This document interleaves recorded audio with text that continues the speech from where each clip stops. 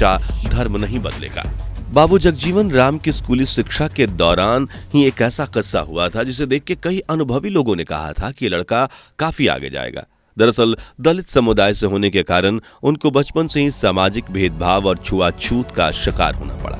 वो बिहार के आरा शहर में अपनी हाई स्कूल की पढ़ाई कर रहे थे, जहाँ के इंग्लिश स्कूल में वहाँ हिंदू और मुसलमान छात्रों के लिए पीने के पानी के अलग अलग मटके रखे जाते थे।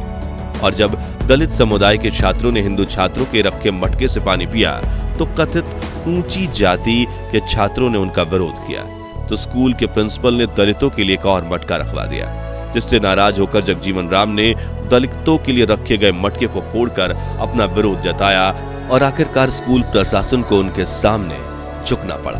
प्रिंसिपल ने सभी छात्रों के पानी पीने के लिए एक ही मटके की व्यवस्था करवाई। इसी बीच वर्ष 1925 में पंडित मदन मोहन मालवीय जगजीवन राम के स्कूल के दौरे पर पहुंचे, जहां संस्कृत भाषा पर जगजीवन की बेहतरीन पकड़ देखकर उन्होंने उन्हें बनारस हिंदू यूनिवर्सिटी से ग्रेजुएशन करने का प्रस्ताव दिया और 1987 में बाबू जगजीवन राम ने BHU में दाखिला ले लिया और पढ़ना शुरू कर दिया। लेकिन उन्हें हॉस्टल मेस से लेकर क्लास तक भेदभाव का सामना करना पड़ा। सामाजिक छुआछूत की वजह से वहां के नाई तक ने उनके बाल काटने से मना कर दिया। हालांकि बाबू जगजीवन राम ने BHU में दलितों के खिलाफ हो रहे भेदभाव को लेकर अन्य छात्रों के साथ मिलकर विरोध भी प्रकट किया, लेकिन उसका कोई फायदा नहीं हुआ और इसी वजह से उन्होंने BHU छोड़ दिया और कलकत्ता यूनिवर्सिटी से अपनी ग्रेजुएशन की पढ़ाई पूरी की। इस बीच साल 1988 में नेताजी सुभाष चंद्र बोस ने कोलकाता के वेलिंगटन स्क्वायर पर मजदूर रैली आयोजित की।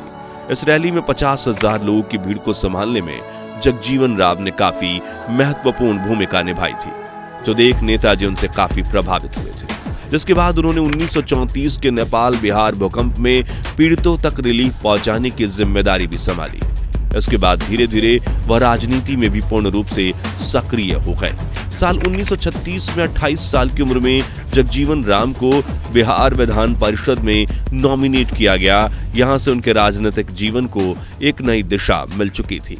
इसके बाद साल 1937 में वो डिप्रेस्ड क्लास लीग के नेता के तौर पर बिहार विधानसभा में एक ग्रामीण सीट से निर्विरोध चुने गए। सिर्फ इतना ही नहीं, इस चुनाव में बाबू जगजीवन राम के साथ इस पार्टी के अन्य 14 विधायक भी चुनाव जीते थे।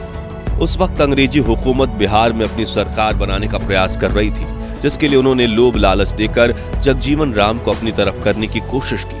लेकिन जगजीवन राम मंत्री पद और पैसों के लालच में नहीं आए और अंग्रेजों के साथ देने से हमेशा के लिए इनकार कर दिया।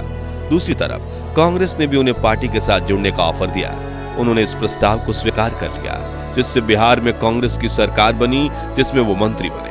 1940 के दशक में बाबू जगजीवन राम के जीवन से जुड़ा एक किस्सा समग्र भारत में आकर्षण का केंद्र बना था। दरअसल बाबूजी दलित समुदाय के नेता थे और उन दिनों धार्मिक स्थलों में दलितों के जाने पर रोक थी। हालांकि एक बार उन्होंने जगन्नाथपुरी मंदिर जाकर दर्शन करने की इच्छा जताई, तो जननेता होने की वजह से उनको तो जगन्नाथपुरी मंदिर में जाने की अनुमति मिल गई, लेकिन उनकी पत्नी समेत बाकी लोगों को अनुमति नहीं मिली। इसलिए जगजीवन राम ने मंदिर में प्रवेश करने से इनकार कर दिया।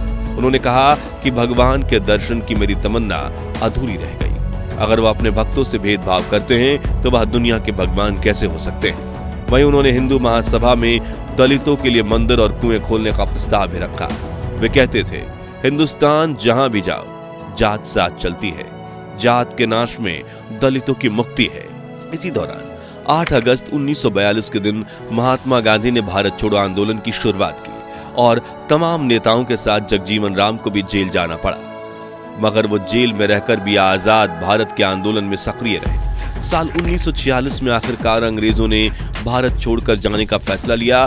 सभी नेताओं की रिहाई के साथ पंडित नेहरू की इंटरिम गवर्नमेंट बनाई गई, जिसमें जगजीवन राम सबसे कम उम्र के मंत्री बने। उन्हें लेबर मिनिस्टर का पद सौंपा गया।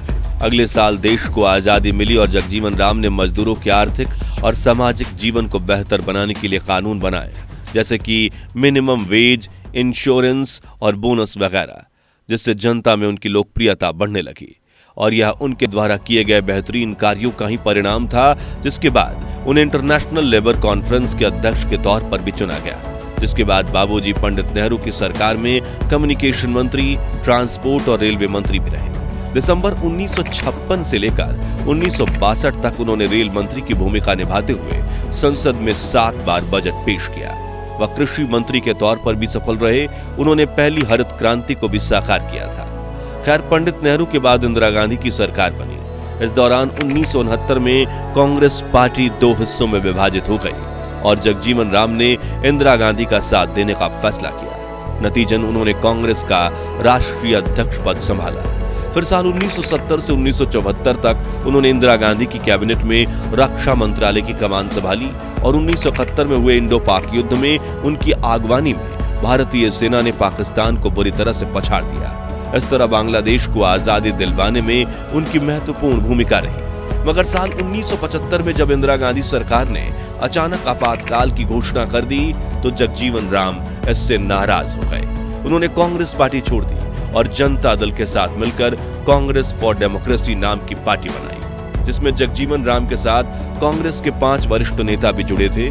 जो देख इंदिरा गांधी समझ चुकी थी कि उन्होंने एक बड़ी वोट बैंक गंवा दी। यानी एक तरफ आपातकाल की वजह से देश की जनता इंदिरा से नाराज थी, वहीं दूसरी तरफ जगजीवन राम के पार्टी छोड़कर जाने से कांग्रेस की हार निश्चित हो गई और इंदिरा गांधी 1977 के आम चुनाव हार गईं और जनता दल ने भारी बहुमत के साथ जीत हासिल करके मोरारजी देसाई को अपना प्रधानमंत्री चुना और जगजीवन राम बने उप प्रधानमंत्री।